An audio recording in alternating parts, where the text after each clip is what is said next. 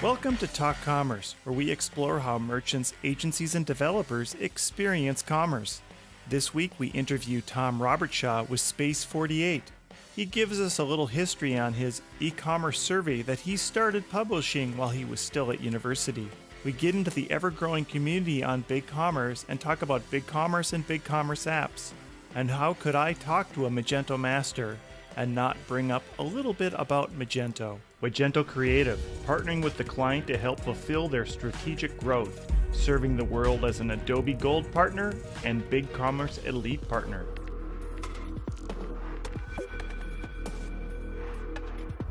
Magento, the code of commerce.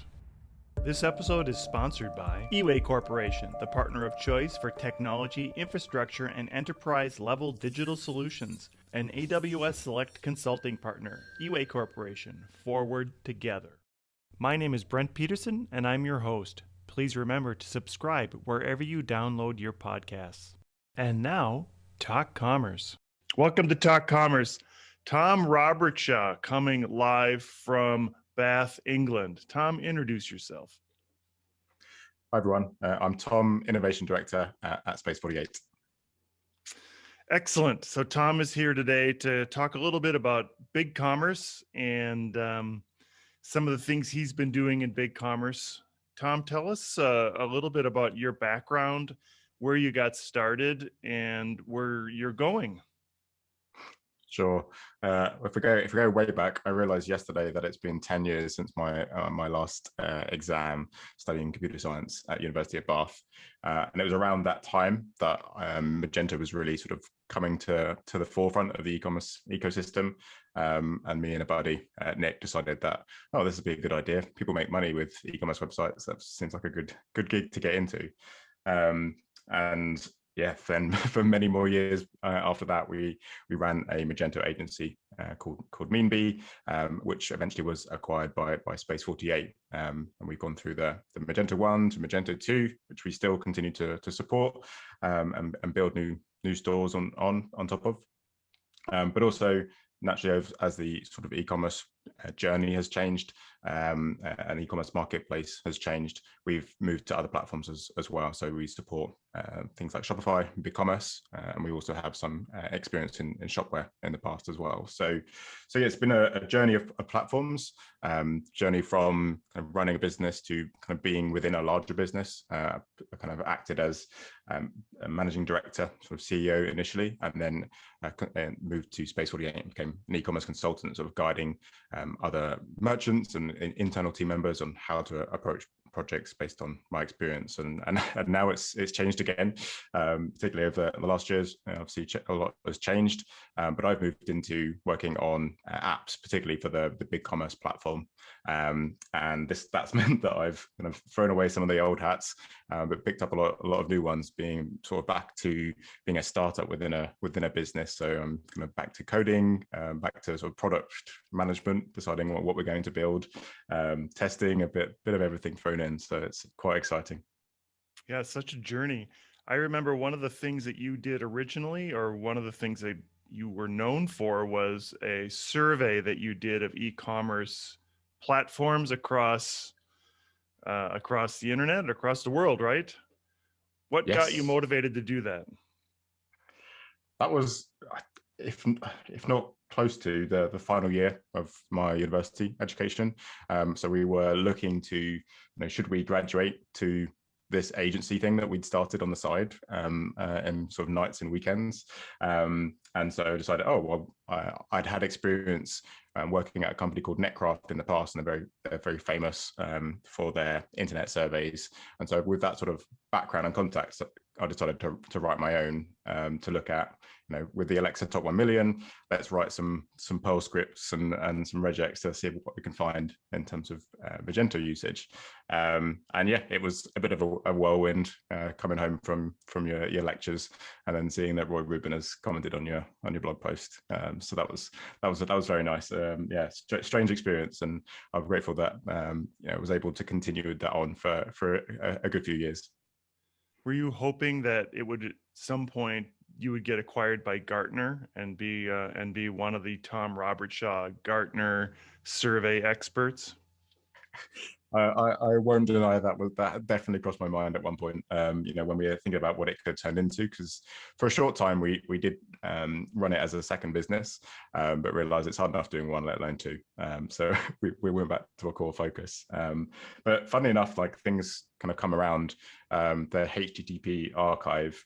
They do a sort of a state of the web report each year and have done for the last couple of years. And they're just organizing the 2021 edition. And they were looking for authors for the e-commerce chapter. So I saw Alan Kent, who previously of Magento, now of Google, talking about it and looking for help. And so I've volunteered. And so we're going to be looking into using that runs Wappalizer across the sites in the Chrome UX database. And then you get performance data out of that as well. And so we're going to be producing a report, the state of e-commerce. So it feels a little bit of a flashback. I'm excited to get involved with that. Yeah, and I've been working with Alan Kent a little bit on some of the PWA stuff. And I know that he's still very passionate about the community, and I'm happy that he went from eBay to Magento to Google and has landed and is continuing his role in some community-led projects. From the community side of Magento into BigCommerce, do you see a big difference in how those are happening? And do you think there's a space eventually for what you're doing on BigCommerce in building a community?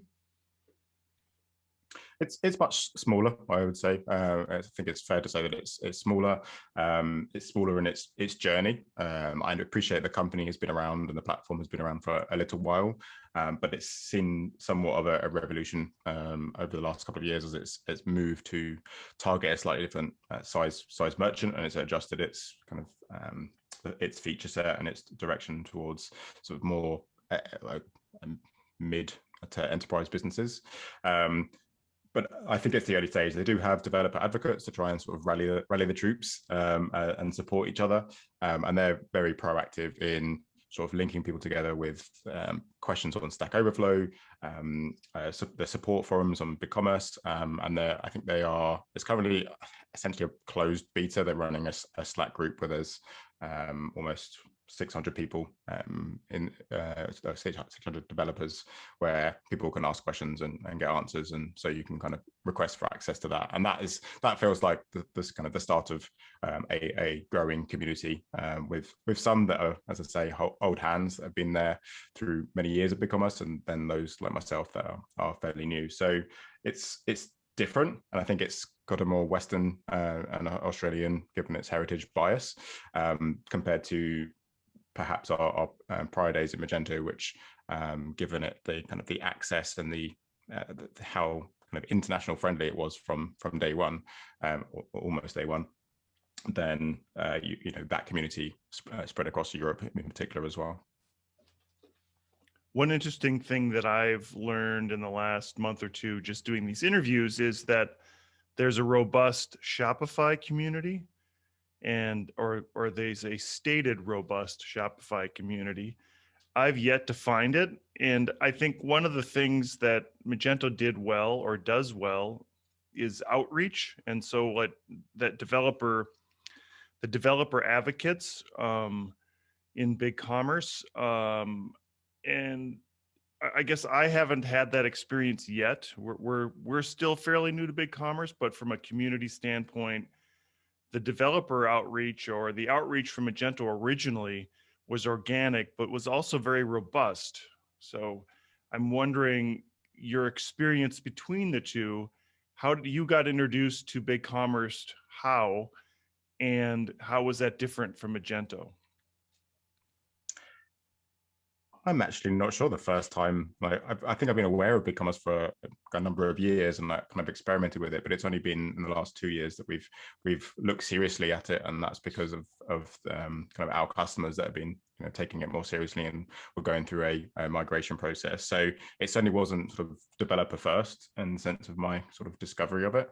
I would say that I think with Magento, it's easy to conflate like community with like open source and the fact that like developers can contribute to it. So it's fair that the people that surround themselves or surround Magento they are there in part because they can, many of them, because they can contribute back to the code base, or quickly share an open source module, which is less likely to happen in closed source like SaaS systems like Shopify and BigCommerce.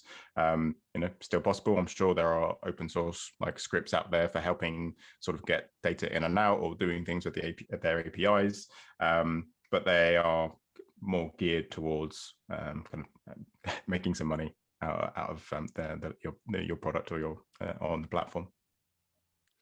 Did you think that so let me just rephrase this. When Magento 2 came out, did you think that the decline of users would happen as quickly as it did? Instead of people just adopting Magento 2, they sort of flocked to some other platforms?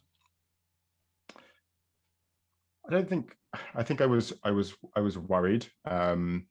And certainly at that point, I was still running Meanbee. And so I think it's fair to say that we weren't in a rush to do Magento 2. There were some agencies that, you want to be at the bleeding edge because it's part of their brand and they've got to be seen to be there. But there was certainly a few of us that were kind of working with the platform and trying it out and thinking, I'm not sure I'm ready to be kind of pushing this yet. And so we didn't rush for encouraging people to move to Magento 2 yet. There was firstly that it's easy to say wait because it's a completely new platform. Let's leave it for 6 months or maybe a year and let it. Everyone understands that new technology has bugs. But then you get to the end of that year and you're like, well, I'm still not sure I would encourage. And so that's where it gets difficult because at some point you have to decide whether or not you're behind this platform or not. And can you confidently sell it as the right solution to the merchant that's come to you asking for a new store? And that was a difficult one. And there were many times when we had to rethink our approach because we'd come out of university, stumbled on Magento and thought, well, like this is the one size fits all e-commerce platform. Why would you ever choose anything else? And that was relatively true for Magento 1 and for the alternatives that were available at the time. But then it increasingly became such that when Magento 2 was out and with all the kind of the issues that kind of faced particularly early on, you have merchants coming to you that don't need the complexity, and so they don't get the return on investment of such a kind of unwieldy platform. And so that's when we initially started looking at Shopify, to be honest, because we recognized that some merchants, the budgets they were looking to spend sort of look after their site, they didn't want to spend those just spend all of it on just maintenance and patches, which is completely fair. They needed something that was simpler, was going to do most of what they wanted, if not all. And so that's when we looked at alternative platforms. So yeah, it was a tricky time, particularly for agency owners, and continues to be. And I know we were going to make this 100% about BigCommerce, so let's now move into 100% BigCommerce. And just as a plug, or no, not as a plug, as a dig, the BigCommerce guy keeps telling me he's going to send me swag. So I'm going to continue to wear my Magento Masters shirt in all of our calls. And I have my little Magento badges here on my microphone until I get some BigCommerce swag, and I'll wear that on camera. All right, so the Magento 2 came out. A lot of customers decided that they've learned it's very expensive and it's very difficult sometimes to move from M1 to M2. And then you also mentioned Shopify. What made you decide to go with BigCommerce instead of Shopify for new builds? To this day, it still depends on the merchant. So as I say, we are still doing Shopify Plus stores as well as BigCommerce stores. It goes through that. There's a discovery process and platform selection process that we take merchants through. And like one way that I look at it is I sort of go through the evaluation process where you first consider like Shopify because it's the largest it's the largest platform, but it's and you could consider it as kind of very reliable for the feature set that it provides. But quickly, I find that it just doesn't have the features that most merchants that I typically work with expect. It's surprising to hear that wishlist isn't out of the box, like that categories don't work the way that you expect them to work, that filtering doesn't work the way you expect it to work, and promotions, you kind of can't do those without a developer. And so while for very small businesses or simple businesses, simple e-commerce, Shopify works well. It very quickly then, for me, it moves to BigCommerce because it has more of those features that we expect as just the standard in e-commerce, and then only if BigCommerce can't do what you're looking for, and you really have some complex technical requirements, then we look to Magento. So I guess then I feel as though BigCommerce is just as easy out of the box to set up and use as Shopify. And if BigCommerce always has more features, why would you ever, in your platform choosing, why would you ever choose Shopify?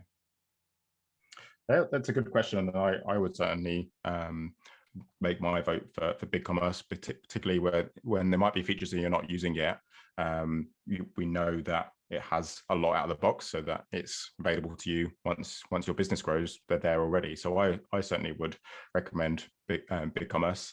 There are other opinions that I can kind of acknowledge where I want to use the best of breed in terms of technology. I want to use a technology that is well proven, and it's hard to deny that Shopify has somewhere in the region of 1.7 million stores versus BigCommerce's 70,000. So in terms of stability in the platform, it's fair to say that Shopify has got kind of proven numbers, and so I can't deny that, even if I would be biased towards BigCommerce right now. Yeah, so my experience so far, and we are now a BigCommerce partner focused mainly on Mexico at the moment, but in the Mexican market, the reason people go with Shopify is because they're really good at marketing. Yes, and they've being got a good lot at of money in the marketing bank. and then having some of that volume behind you helps you to be a larger leader in that sector because of the amount of people. You can't deny that amount of people makes it a strong platform. It doesn't make it necessarily a better platform. Mm-hmm. So some of the other things that I've been learning about Shopify. Well, let me just say SaaS versus Magento in general. Magento, unfortunately, in the last 5 years, has gotten a reputation of being somewhat slow. However, I have learned from interviews with some other Shopify people is that Shopify can be equally as slow or slower, and you have to pay attention and you have to spend some time to make sure that the site is performing well. Tell us about your experience in performance on the SaaS platform. Yes, yeah. Well, specifically BigCommerce, I think I don't think I haven't come across having the same problem with Liquid as you discussed on a previous episode in Shopify. But yes, performance. The more code you have, the slower your store is, regardless of what platform you're on. The benefit on SaaS is that you don't have access to the sort of core code base, so you can't do something horrendous when it comes to the code base that is going to create poor performance. But what tends to happen then is all kind of the third-party applications, their access to make modifications is in JavaScript more likely, and so your performance is not going to be, any performance degradation isn't going to be on the sort of server-side response, which is you might be more familiar with in the Magento land, where you're kind of looping through lots of models or something like that, and a large collection. And that creates kind of the slow initial response. But in SaaS land, you might have a lot of JavaScript that is running, which means you might kind of have all the HTML, but there's lots of third-party scripts to fetch and then kind of areas of the page to modify. And so your sort of time to interactive might be slower instead. So yes, I think with regardless of your tool set and what's available to you, it's still perfectly possible to make a slow store. But yeah, there's definitely some benefits to SaaS that your hands are tied a little bit more, and sometimes that's a good thing. So moving on to what you're doing now, you're doing apps on the BigCommerce stores. How do you see that being different than what it is for Magento? Or maybe I'll just make it simpler. Can you explain to our general users the difference between an app on BigCommerce and a Magento plugin or extension?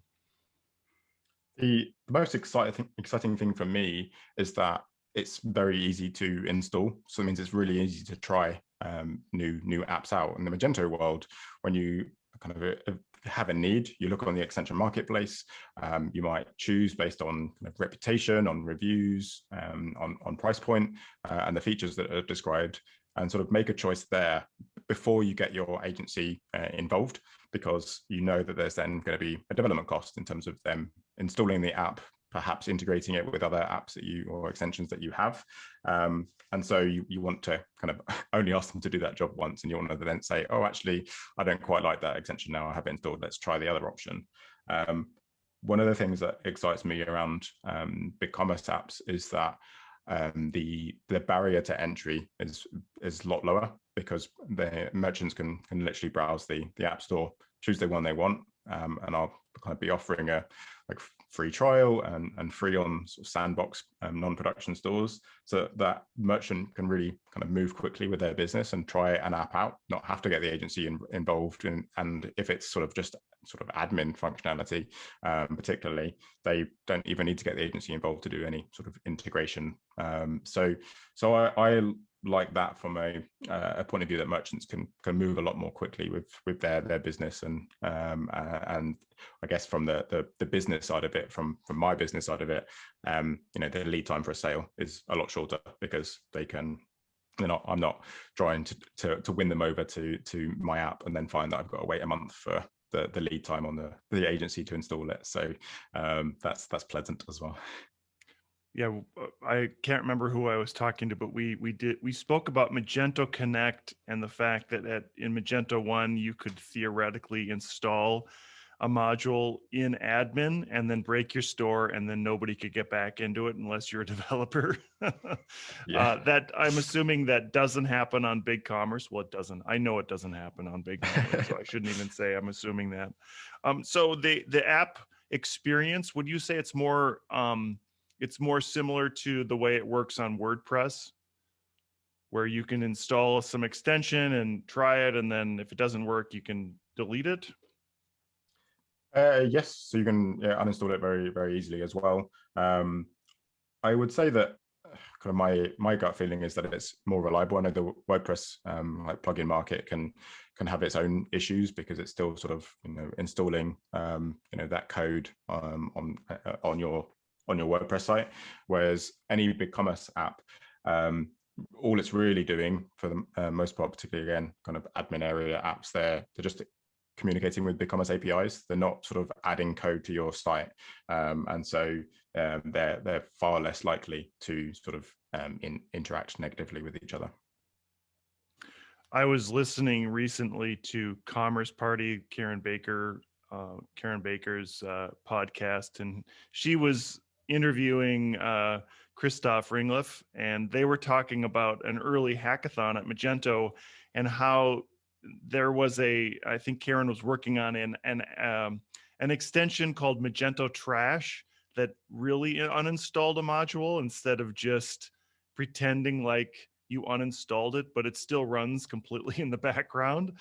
I think people aren't aware about those type of issues on Magento, especially on Magento 1, when you go into admin and you click, or you just go and you disable the module. It's just disabling anything that happens in admin, but it's actually still running in the back end, which was one of the most frustrating things about the Magento and how it was architected originally. Okay, so back to BigCommerce apps. So how do you come up with the ideas? kind of going back to the community, and where I think the BigCommerce community could shine would be something around innovations, and how those ideas get kind of put forward, and then how do you monetize that? I think I'm kind of hoping with these groups that are sort of popping up as I learn more about who's kind of in the community, whether or not we're connected or not initially. I'm hoping that provides opportunity to kind of encourage other people to kind of share solutions. I was always surprised when I spent about 3 months in Chicago a few years back. And at that point, I thought it was a great idea, a great opportunity to sort of meet a completely new kind of area of kind of the people that are working in e-commerce. But I was surprised how just slightly different culture, kind of UK versus US, where just meetups weren't so common, whereas it was much more common over here to have like a Magento meetup or a PHP meetup, where those sort of ideas can thrive and get encouraged and people can share. Whereas when I went to Chicago, there was very few, certainly in kind of the e-commerce space. So I think it is a cultural thing, but I'm hoping that I can do and play my small part in terms of helping other people out, answering questions, encourage people to share. And so when as I progress through this BigCommerce apps and I learn more about BigCommerce, I want to share it, whether that be in some of the videos I've already been doing, blog posts or deep dives in terms of how to achieve certain pieces of functionality. And then maybe if there's some sort of common tasks that I can share as a script that consumes BigCommerce's API that I'm not looking to productize or monetize, then I'll do that. So I think the space is still there to allow people to experiment. I appreciate with apps versus extensions. Extensions are code that you share that other people then have to take care of. Whereas with apps in BigCommerce, you have to host them somewhere to be able to kind of use them. And so there's that extra step between kind of getting an extension or getting an app and then making use of it. But I hope to encourage that. And are you looking at the app as sort of a one-time install and get paid for it? Or are you looking at a SaaS model where somebody gets a subscription to that particular app and then you're measuring some throughput or something like that? Yes, I'm looking at both and sort of evaluating it based on kind of the particular product. Again, because it's SaaS, you have that benefit of installing and uninstalling and choosing. So you're sort of renting functionality.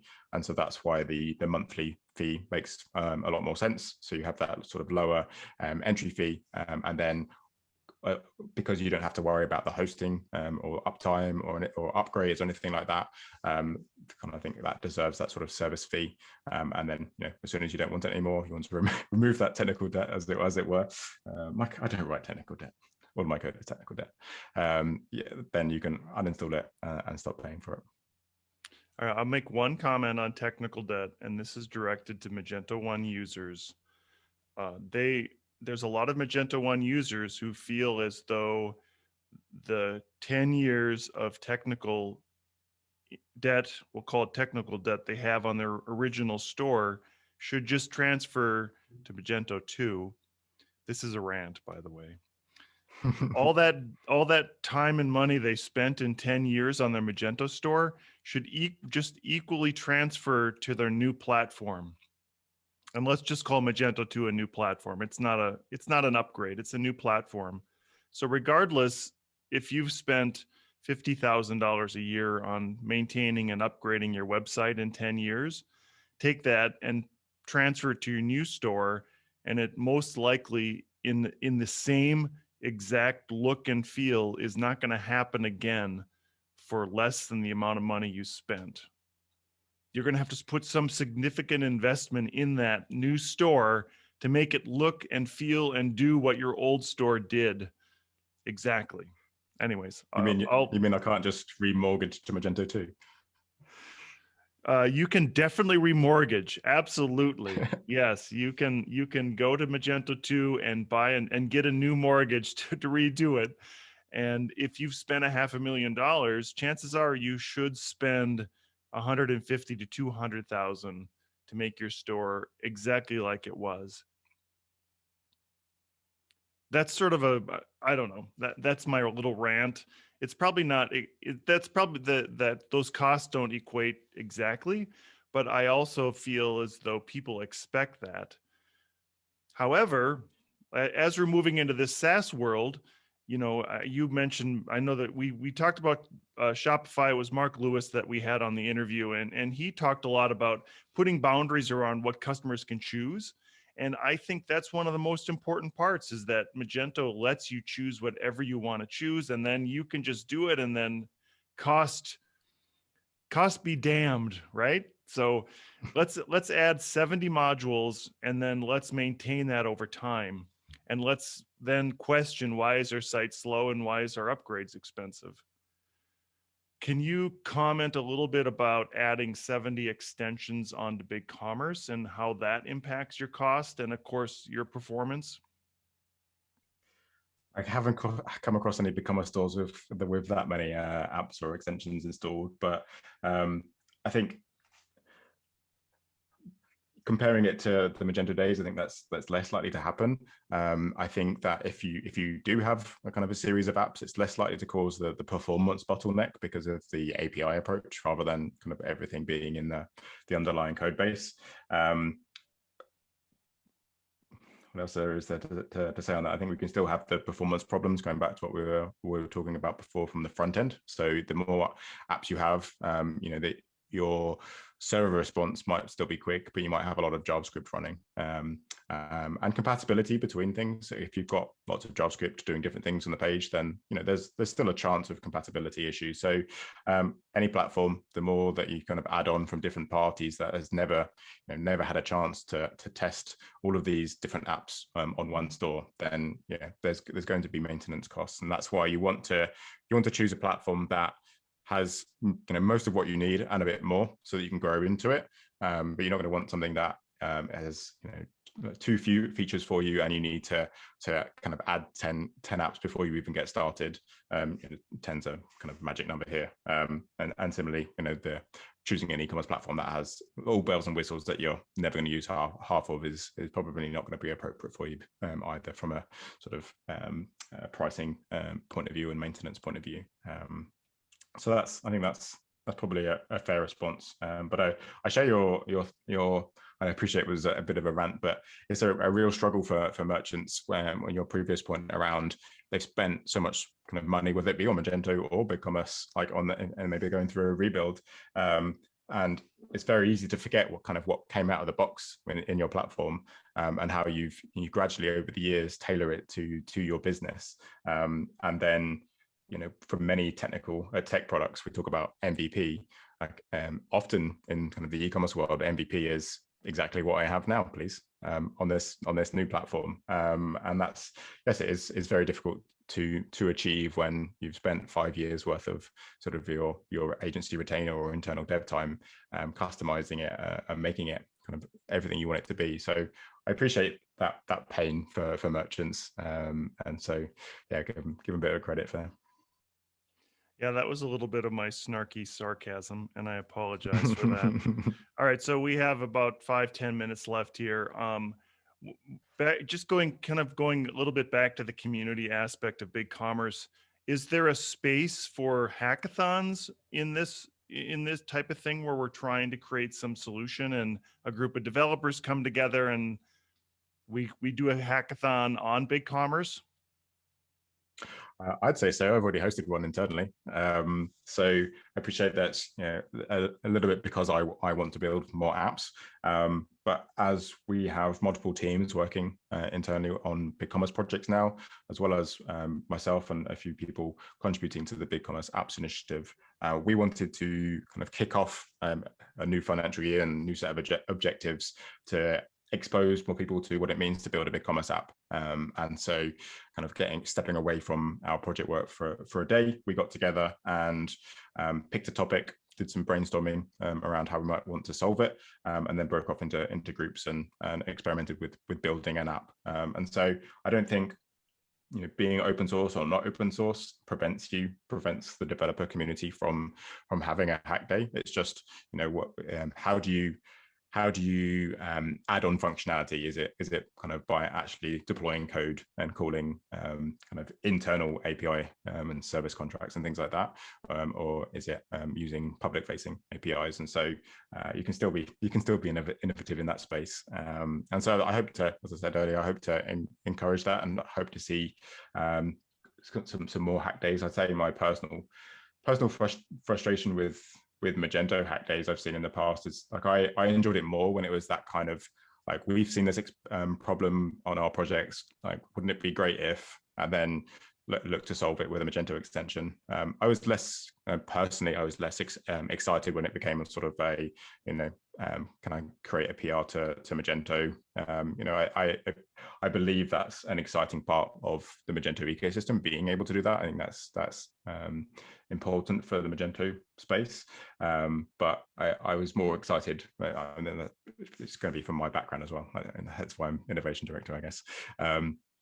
More excited where we just get to talk about the problems and then just solve them there and there, and it not look to try and create a solution that's going to be right for every Magento merchant ever, and be suitable for the core code base, but create something that is modular, that if it suits you, you can choose. That's something that I really like the idea of, and so I hope that we can have more, whether that be in the BigCommerce space or wherever. I don't think it's, as I say, I don't think it's restricted to open source world. All right, so this next one is for John, and I'm just going to throw this out there as a community token. Big Titans. Are you seeing it? Big Titans. We'll do it. You're already doing it? No, I'm not yet. Well, just at least if you anything, just go back, because I will come to Manchester in 2022 or whenever we can go. And I'll be at Big Titans, and I'll wear all my BigCommerce swag for Big Titans, and then the big hack days that you guys are going to put on, and I'm very excited about it. Nice, it's a date. All right, so a couple things just before we wrap up here. How do you pronounce Hoofa? Oh, you're asking the wrong guy. Hoover. Hoover. Yeah, it would have been just easier if they just said Hoover. Like, just suck it up, say Hoover. Yeah, they've got a marketing challenge in their hands. All right. What else? How about, I'm trying to get this hashtag Mage Puppy started. And I can see that this whole time you've got a cat just hanging out in the background there. Do we need a mage kitten, or do you think we should just do Mage Puppy? I think that already exists, doesn't it? I think Mage Cat or something. Mage Kittens already exists. That's a thing. All right, so I need to find that hashtag and follow it. Mage Puppy, though, definitely needs to happen sooner than later, and I need some help with some traction around Mage Puppy. Do you think there'll ever be this sort of ground swelling passion around big something in that community, or do you think that the Magento community is unique in the fact that people put Mage in front of everything and then make some conference or some hashtag around it? I've certainly seen people do that with big. I think that's one of the fun things with the name, is that you can play with it. But yeah, it's funny. Who knows what will happen with other platforms like BigCommerce. Magento was special in that way. But as I say, I think as soon as you bring like intelligent people together and like a lot of lovely people together, and as we had in the Magento space, those people exist in other ecosystems too. So I hope to see it again. But it's one that you can't make a recipe for. I don't know quite why it happened or what happened, but it happened, and it was, as I say, lovely to be a part of. Yeah, I think that bringing all the intelligent people together, and then they invited me because they wanted somebody to make fun of and say, wow, that is just not the best idea ever, but thanks for coming.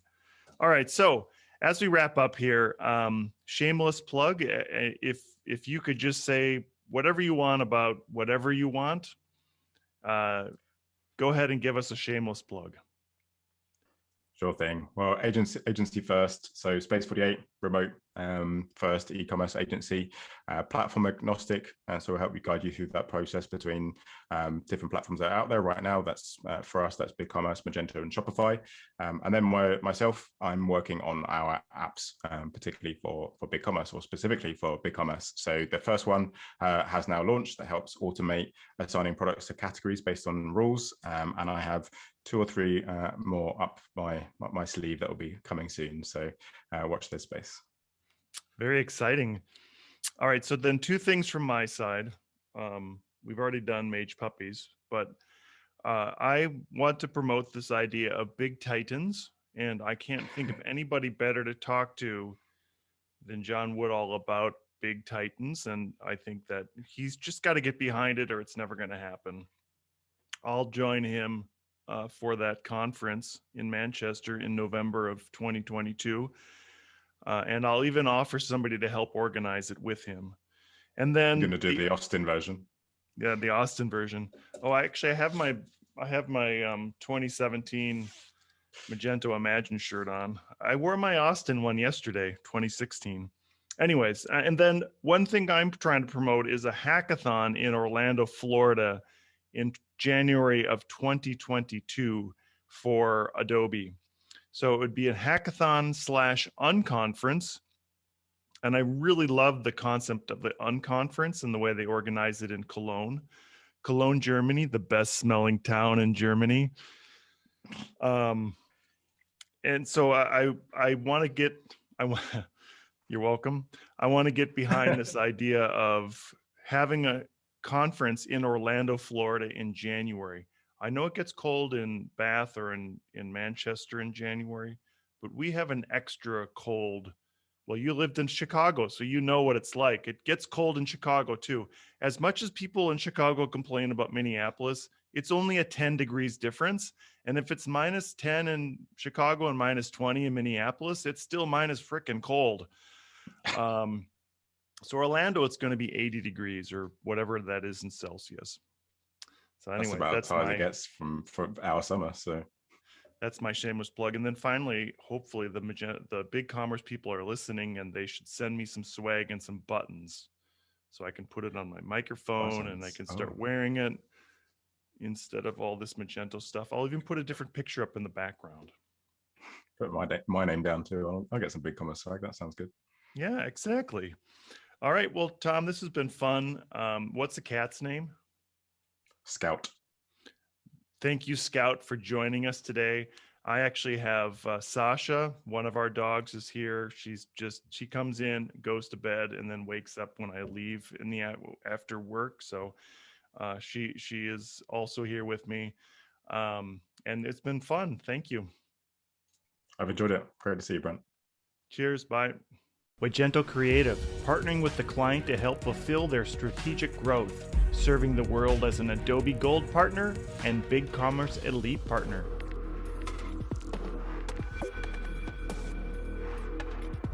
Magento, the code of commerce. This episode has been sponsored by the partner of choice for technology, infrastructure, and enterprise-level digital solutions, an AWS Select Consulting partner, eWay Corporation, Forward Together. Thank you again for listening. My name is Brent Peterson, and it has been my pleasure to be your host today. Please rate and subscribe to Talk Commerce. New shows out every week.